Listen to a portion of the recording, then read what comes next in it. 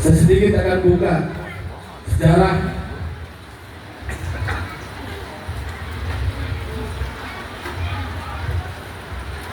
di dalam salah satu kitab. Siti Aisyah pernah bertanya kepada Rasulullah Muhammad SAW. Kalau nggak salah di dalam kitab Musnad Tirmidzi atau Ibnu Hibban, atau mungkin di Sahih Bukhari Muslim juga ada, atau di Sahih Bukhari. Wahai Rasulullah, apakah ada suatu kejadian yang lebih berat yang membuat engkau merasa sangat tersiksa dan susah, yang melebihi penderitaanmu di perang Uhud? Apakah pernah ada peristiwa yang lebih berat di mata engkau daripada perang Uhud? Karena kita tahu di dalam perang Uhud Rasulullah sangat merasa terpukul dan merana melihat paman tercintanya, yaitu Hamzah bin Abdul Muthalib, terbunuh dengan 39 luka bacokan, 49 tumbak, sisanya panah, semuanya berjumlah 111 luka. Setelah beliau terkapar, kemudian datang seorang perempuan mencabik perut Sayyidina Hamzah bin Abdul Muthalib, dibedel, diambil jantung dan hatinya dan ususnya, kemudian dimakan jantung hatinya oleh seorang perempuan yang bernama Hindun binti Abu Sofyan. Betapa sedihnya Rasulullah melihat paman yang selama ini menjadi panglima perangnya.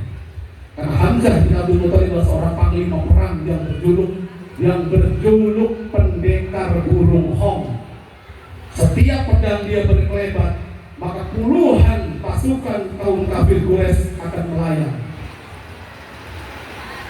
Beliau terpukul, beliau sedih, sampai turunlah wahyu berkali-kali. Nah, Siti Aisyah bertanya, apakah ada peristiwa yang jauh lebih berat daripada itu? Maka Rasul menjawab, ada, wahai Aisyah, istriku tercinta, yaitu di saat menjelang peristiwa Aqabatul Ula, di mana tahun ke-10 Sayyidah Khadijah wafat, paman Nabi Abu Thalib wafat, beliau dimusuhi, diboikot oleh penduduk Mekah yang awalnya memang sudah benci rombongan Abu Jahal CS. Begitu Siti Khadijah wafat, Abu Thalib wafat, maka kebenciannya membludak dan meledak. Karena tidak ada penghalang, Rasul semakin dihina, dicaci, diancam, dipukuli, dianiaya, bahkan mau dibunuh. Maka dengan bersedih hati Rasul melangkahkan kakinya untuk mencari suaka ke negeri Taif, yang mana negeri Taif jaraknya dari Mekah ke Taif adalah 64 km. Beliau jalankan dengan berjalan kaki 64 km berjalan kaki selama 15 hari. Sepanjang jalan beliau sambil berdakwah, ketemu tukang sayur diajak masuk Islam, ketemu tukang ojek diajak masuk Islam, ketemu di sepanjang jalan dengan manusia diajak untuk memeluk Islam. Sampailah beliau di kota Taif dan menemui penggede kota Taif. Salah satunya bernama Ibnu Abdi Al-Halil, dan beliau ternyata menolak ajakan Nabi dengan cara yang sangat kasar.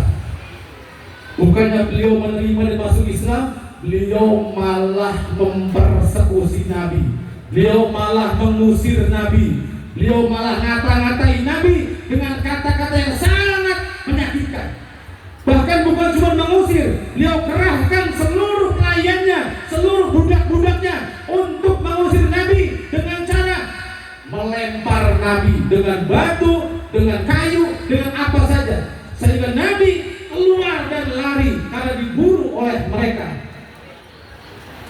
sampai Nabi terluka, di keningnya bercucuran darah, di pundaknya memar, di kakinya, di lututnya keluar darah karena ditipukin pakai benda-benda yang keras.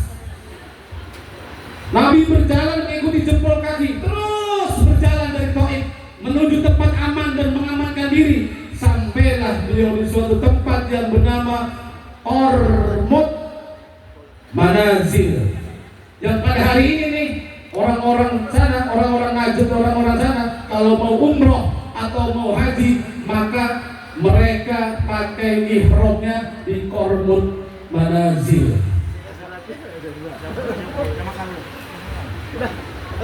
Dan jaraknya Ormut Manazil ke Mekah adalah 89 km. Jadi Nabi lari bukan mendekati pulang, malah tambah menjauh. Sampailah Nabi ke suatu perkebunan kosong. Beliau duduk di bawah pohon apel, seraya meneteskan air mata dan menyeka keringat dan darahnya.